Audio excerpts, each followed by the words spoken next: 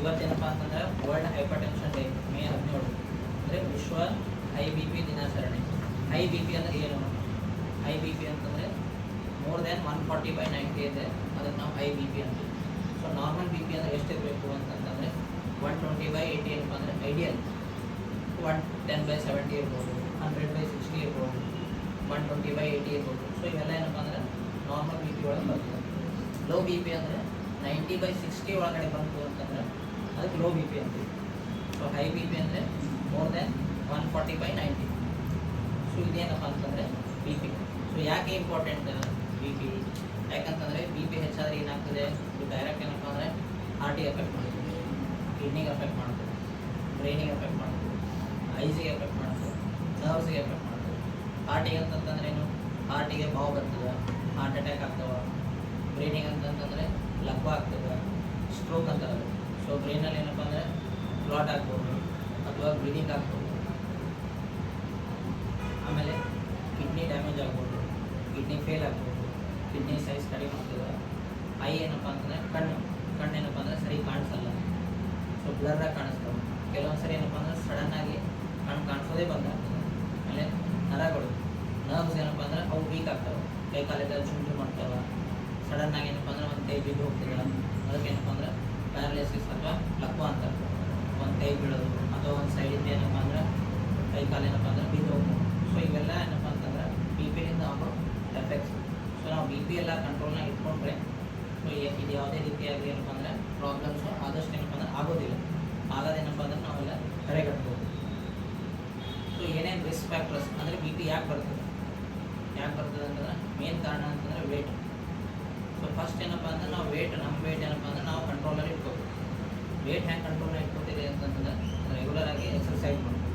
Exercise ನಾವು ಎಷ್ಟು ಮಾಡಬೇಕು ಅಂತಂದರೆ ಮಿನಿಮಮ್ 30 ಮಿನಿಟ್ಸ್ ಪರ್ ಡೇ ಮಾಡಬೇಕು. ಸೊ ಓವರಾಲಾಗಿ ಏನಪ್ಪ ಅಂದರೆ ಒಂದು ವೀಕಿಗೆ ಮಿನಿಮಮ್ 150 ಮಿನಿಟ್ಸ್ ನಾವು ಮಾಡಬೇಕು. ವಿಗರಸ್ ಎಕ್ಸರ್ಸೈಸ್ ಅಂತ. ಜಸ್ಟ್ ನಾರ್ಮಲ್ ವಾಕಿಂಗ್ ಮಾಡೋದು ಎಕ್ಸರ್ಸೈಸ್ ಆಗಲ್ಲ. ಹಾರ್ಟ್ ರೇಟ್ ಜಾಸ್ತಿ ಆಗಬೇಕಾಗ್ತದೆ, ಸ್ವೆಟಿಂಗ್ ಆಗಬೇಕಾಗ್ತಿಲ್ಲ. ಸೊ ಹೀಗೆಲ್ಲ ಇರ್ತದೆ. ಸೊ ಎಕ್ಸರ್ಸೈಸ್ ಮಾಡ್ಕೊತಾ ಇದ್ದರೆ ನಮ್ಮ ವೇಟ್ ಏನಪ್ಪ ಅಂದರೆ ಕಂಟ್ರೋಲಲ್ಲಿ ಇರ್ತದೆ. ನೆಕ್ಸ್ಟ್ ಏನಪ್ಪ ಅಂತಂದರೆ ಡಯಟ್ ಏನಪ್ಪ ಅಂದರೆ ನಾವು ಜಾಸ್ತಿ ಖಾರ ತಿನ್ನಬಾರ್ದು, ಜಾಸ್ತಿ ಎಣ್ಣೆ ತಿನ್ನಿಸು ಅಥವಾ ಔಟ್ಸೈಡ್ ಫುಡ್ಸು, ಪ್ಯಾಕೇಜ್ ಫುಡ್ಸ್ ಇರ್ತವೆ.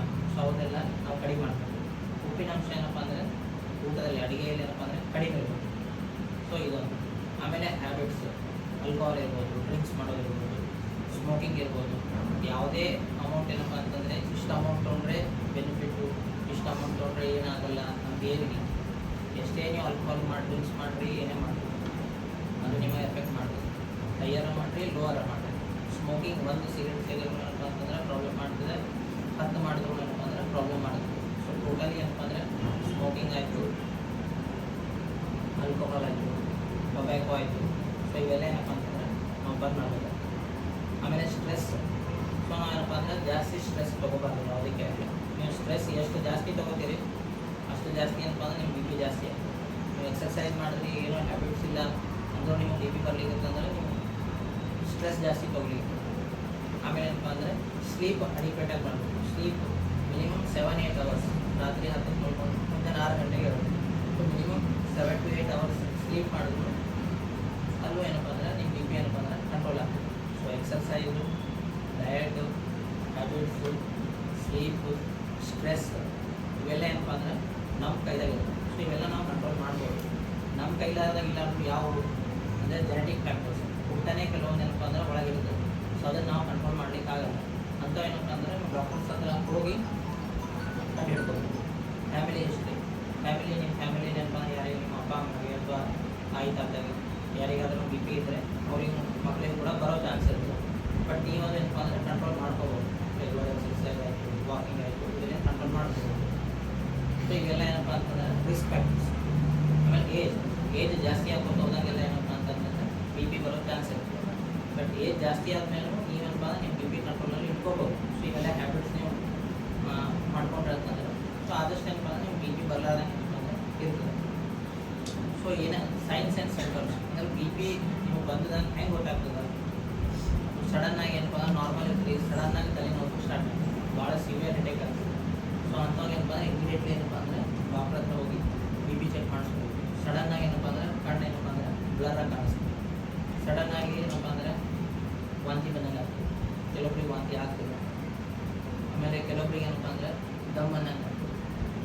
ನಾರ್ಮಲ್ ಆಗಿ ನಡೆದ್ರೂ ದಮ್ ಬರ್ತದೆ, ಅಥವಾ ಸ್ಟೆಪ್ಸ್ ಏರಿದ್ರೆ ದಮ್ ಬರ್ತದೆ. ಸೊ ಕೆಲವೊಬ್ಬರಿಗೆ ಏನಪ್ಪ ಅಂದರೆ ಪಾಲ್ಪೇಷನ್ಸ್ ಆಗ್ತವೆ. ಸೊ ಇಂಥವರೆಲ್ಲ ಏನಪ್ಪ ಅಂತಂತಂದರೆ ಬಿ ಪಿ ಇಮಿಡಿಯೇಟಾಗಿ ಸಿಂಟಮ್ಸ್ ಏನಾರ ಕಾಣಿಸಿದ್ರೆ ಇಮಿಡಿಯೇಟಾಗಿ ಏನಪ್ಪ ಅಂದರೆ ಬಿ ಪಿ ಚೆಕ್ ಮಾಡಿಸ್ಬೇಕು. ಸೊ ಎಷ್ಟು ಇಂಟರ್ವಲ್ನ ಮಾಡಿಸ್ಕೋಬೇಕು, ಅದು ಏನಪ್ಪ ಅಂದರೆ ನಿಮ್ದು ಎಷ್ಟು ಬಿ ಪಿ ಇರುತ್ತೆ ಅದ್ರ ಮೇಲೆ ಹೋಗ್ಬೇಕು. ನಾರ್ಮಲ್ ಬಿ ಪಿ ಬಂತು ಅಂತಂದರೆ ಇಯರ್ಲಿ ಒಂದು ಸಾರಿ, ಮೋರ್ ದೆನ್ 30 years ಒಂದು ಸಾರಿ ಕ್ರಾಸ್ ಆಯಿತು ಅಂತಂದರೆ ಇಯರ್ಲಿ ಒಂದು ಸಾರಿ ನೀವು ಏನೇ ಸಿಂಟಮ್ಸ್ ಇರಲಿ ಇರಲಿ ಒಂದು ಸರಿ ಏನಪ್ಪ ಅಂದರೆ ವರ್ಷಕ್ಕೆ ಒಂದು ಸಾರಿ ನೀವು ಬಿ ಪಿ ಚೆಕ್ ಮಾಡಿಸ್ಬಿಟ್ಟೇ ಇದೆ. ಬಿ ಪಿ ಹೈ ಬಂತು 140-90 ಮೇಲೆ ಬಂತು ಅಂದರೆ ಮಿನಿಮಮ್ 2 months ಒಂದು ಸರಿ ಏನಪ್ಪ ಅಂದರೆ ಚೆಕ್ ಮಾಡ್ಕೊತಾ ಇದೆ. ಬಿ ಪಿ ಭಾಳ ಹೈ ಬಂತು, ಫಾರ್ ಎಕ್ಸಾಂಪಲ್ 160 ಮೇಲೆ ಬಂತು, 180 ಮೇಲೆ ಬಂತು ಅಂದರೆ ಮಂತ್ಲಿ ನೀವು ರೆಗ್ಯುಲರ್ ಚೆಕಪ್ಪನ್ನು ಮಾಡ್ಕೊತಾನೆ ಇರಬೇಕು. ಸೊ ಇವೆಲ್ಲ ಏನಪ್ಪ ಅಂದರೆ ಬಿ ಪಿ ಜಾಸ್ತಿ ಆಗಿರುವಂಥ ಏನಪ್ಪ ಅಂದರೆ ಲಕ್ಷಣಗಳು. ನೆಕ್ಸ್ಟ್ ಇದೇನಪ್ಪ ಅಂದರೆ ನೀವು ಹೆಂಗೆ ಪ್ರಿವೆಂಟ್ ಮಾಡ್ತೀರಿ ಅಂದರೆ ಈಗ ನಾನೆಲ್ಲ ನಿಮ್ಗೆ ಹೇಳಿದೆ.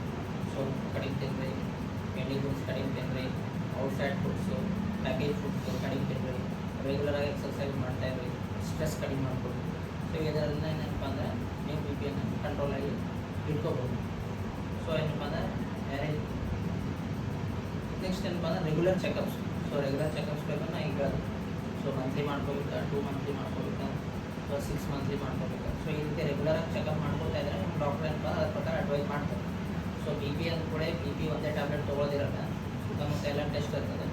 ಬ್ಲಡ್ ಟೆಸ್ಟ್ ಅದ ನಿಮ್ಮದು, ಕಿಡ್ನಿ ಯಾವ ರೀತಿ ಕೆಲಸ ಮಾಡಲಿಕ್ಕೆ, ಹಾರ್ಟ್ ಯಾವ ರೀತಿ ಕೆಲಸ ಮಾಡಲಿಕ್ಕೆ, ಇವೆಲ್ಲ ನೋಡಿ ಮಾಡಿ ಟ್ಯಾಬ್ಲೆಟ್ಸನ್ನು ಕೊಡಬೇಕು. ಸೊ ಈಗ ಕನ್ಕ್ಲೂಷನ್ ಏನಪ್ಪ ಅಂದರೆ ಈ ವಿಶ್ವ ಏನಪ್ಪ ಅಂದರೆ ಅಧಿಕ ರಕ್ತದೊತ್ತಡ ದಿನಾಚರಣೆ ಏನಪ್ಪ ಅಂದರೆ ಕನ್ಕ್ಲೂಷನ್ ಏನಪ್ಪ ಅಂದರೆ ನೀವು ಕೂಡ ಎಲ್ಲರೂ ಅವೇರ್ನೆಸ್ಸನ್ನು ಸ್ಪ್ರೆಡ್ ಮಾಡಬೇಕು. ಅಂದರೆ ನೀವು ಕೂಡ ಸ್ವಂತ ಎಕ್ಸರ್ಸೈಸ್ ಮಾಡಬೇಕಾಗ್ತದೆ, ಬೇರೆಯವ್ರಿಗೂ ಏನಪ್ಪ ಅಂದರೆ ಹೇಳಬೇಕಾಗ್ತದೆ ಎಕ್ಸರ್ಸೈಸ್ ಮಾಡಿ ಕರೆಕ್ಟಾಗಿ ಏನಪ್ಪ ಸ್ಲೀಪ್ ಅಡಿಕ್ವೇಟ್ ಮಾಡ್ಕೊಳ್ಳಿ ಏನಪ್ಪ ಮೇನ್ ಅಂದರೆ ಇದು. ಸೊ ನೀವು ಮಾಡೋದಲ್ಲದೆ ಇನ್ನೊಬ್ಬರಿಗೂ 4 ಮಂದಿಗೆ ತಿಳಿಸಿ ಅವ್ರ ಕಡೆಯಿಂದ ಏನಪ್ಪ ಅಂತಂದರೆ ಇವೆಲ್ಲ ಮಾಡಿದ್ರೆ ಸೊ ನಿಮ್ಮ ಕಡೆಯಿಂದ ಅವೇರ್ನೆಸ್ ಏನಪ್ಪ ಸ್ಪ್ರೆಡ್ ಆಗ್ತದೆ. ಕೆಲವೊಂದು ನಾನು ಎಕ್ಸರ್ಸೈಸ್ ಕೂಡ ಏನಪ್ಪ ಅಂದರೆ ಹೇಳ್ತೀನಿ, ಯಾವ ರೀತಿ ಎಕ್ಸರ್ಸೈಸ್ ಮಾಡೋದು ಏನಪ್ಪ ಅಂದರೆ ಬಿ ಪಿ ಕಂಟ್ರೋಲ್ ಆಗ್ತದೆ ಅಂತ ಹೇಳಿ ಇಷ್ಟು ಹೇಳೇನಪ್ಪ ಅಂತಂದರೆ ನಾವು